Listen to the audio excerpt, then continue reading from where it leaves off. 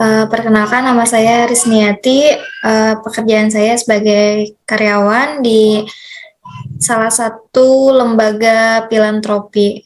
Menurut Teh Nia atau Teh Risniati, apa yang terlintas di benak atau pikiran Teh Nia tentang bela negara?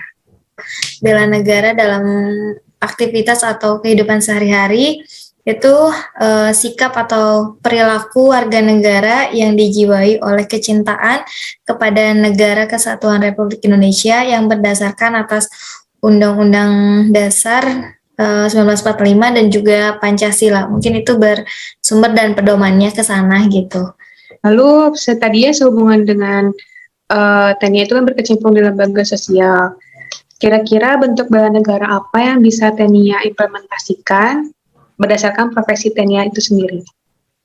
Tanggung jawab gitu ya terhadap apa yang sudah menjadi amanah kita, kemudian saling menghormati, saling menghargai, apalagi kalau misalkan tadi yang saya sampaikan berkaitan dengan istilahnya aktivitas atau bidang sosial gitu ya, sehingga mungkin saya lebih sering misalkan dipertemukan dengan bisa jadi dengan orang yang lebih tua gitu, atau bahkan bertemu dengan orang yang lebih muda sekalipun, tapi itu tetap terjaga gitu ya, sikap rasa saling menghormati dan juga menghargainya. Pesan atau harapan dari Teh Nia untuk generasi muda saat ini berkaitan dengan bela negara? Saling menghormati dan saling menghargai itu menurut saya sih sangat penting sekali gitu ya untuk membentuk suatu kelompok ataupun suatu organisasi dan lain sebagainya, sehingga bisa terbentuk gitu atau bisa sejalan gitu ya dengan apa yang kita harapkan, sehingga di situ bukan menghasilkan ya, lebih kepada saling terbuka dengan pemikirannya, kemudian menerima perbedaan, dan ketika memang itu sudah selaras gitu ya, sehingga ketika ada perbedaan pun tidak akan menjadi suatu permasalahan. Menurut Akang nih, bentuk bela negara apa sih yang bisa dilakukan masyarakat kecuali sebagai angkatan militer atau polisi, Kang?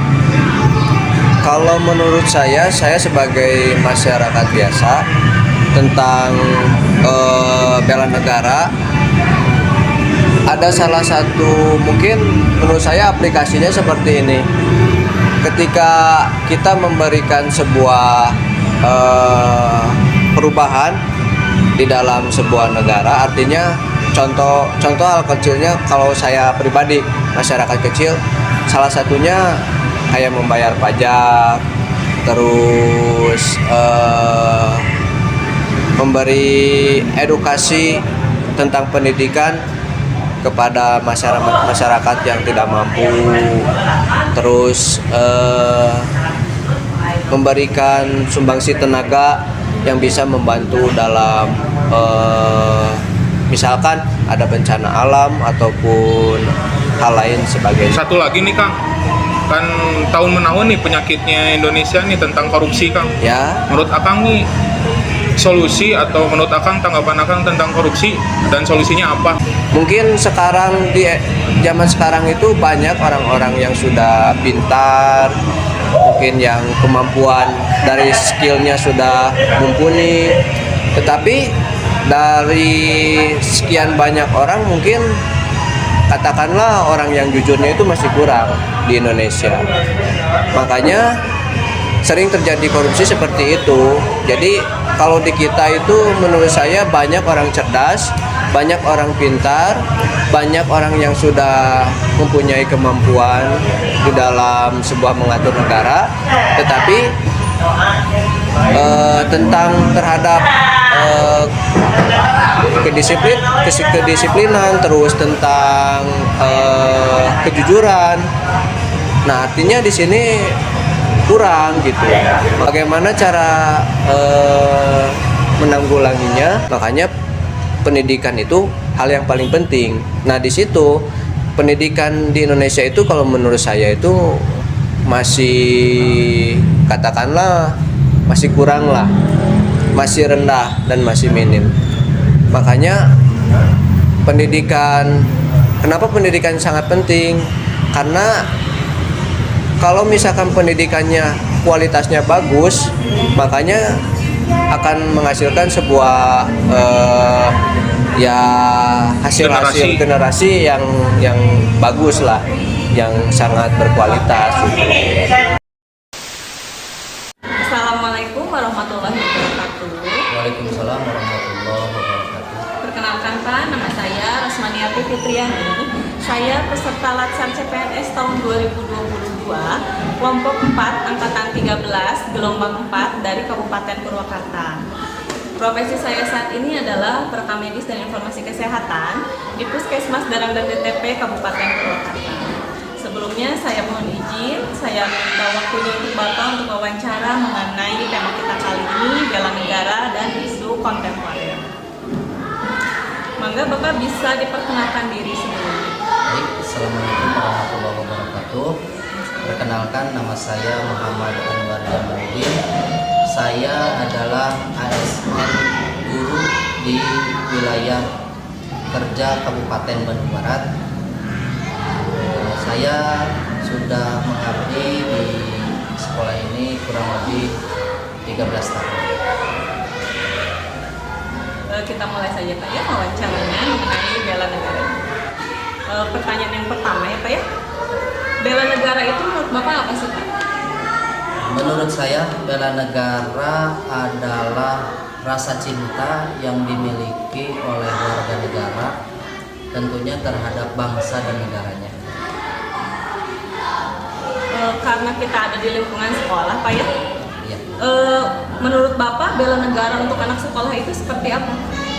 Menurut saya, tentunya sebagai guru, bela negara untuk peserta didik adalah belajar dengan sungguh-sungguh, belajar dengan tekun, kemudian memahami aturan-aturan, mematuhi aturan-aturan sekolah, kemudian siswa mengikuti eskul di sekolah tersebut, khususnya adalah eskul kepramukaan.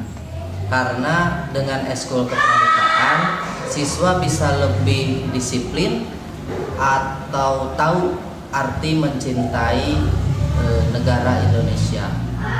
Kenapa? Karena di dalam organisasi kepramukaan yang pernah saya ikuti terdapat kode kehormatan. Kode kehormatan itu adalah Trisatya dan Dasadharma, yang mana apabila diamalkan, insya Allah itu merupakan wujud dalam bela negara.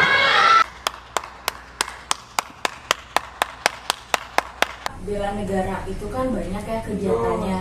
Nah, selain kegiatan militer, salah satunya kegiatan apa aja Pak?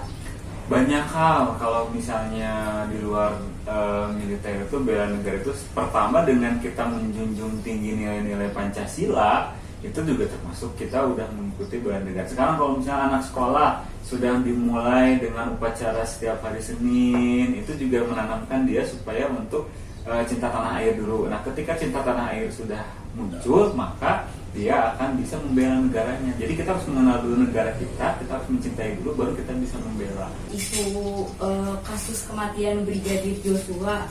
Nah, menurut Bapak itu seperti apa ya kasusnya dan komentarnya terkait kasus tersebut? Ini dia lah namanya isu itu, kalau menurut saya ya, di luar apapun itu motifnya, yang jelas dia berbuat salah.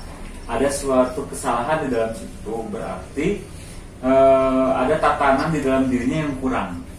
Contohnya seperti ini, kalau misalnya dia tidak mengamalkan nilai-nilai Pancasila, kalau berkaitan dengan bela negara ya, tidak mengamalkan nilai-nilai Pancasila, ya itu salah satunya terjadi itu. Berarti pertama kan sila pertama itu ketuhanan yang Maha Esa.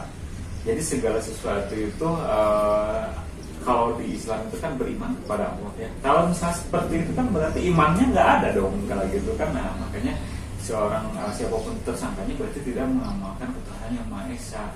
Dia mungkin tidak dekat dengan agama jaringan Tuhannya gitu kan ya. Apalagi sampai ke kemanusiaannya, adil dan beradab apa sampai dengan kan Komnas HAM juga menemukan tuh indikasi pelanggaran HAM berat. Nah, berarti kan dia banyak yang tidak banyak. Intinya berarti jati dirinya dia itu memang tidak Pancasila benar gitu. Terus juga ya itu tidak, ya salah satunya tidak beriman.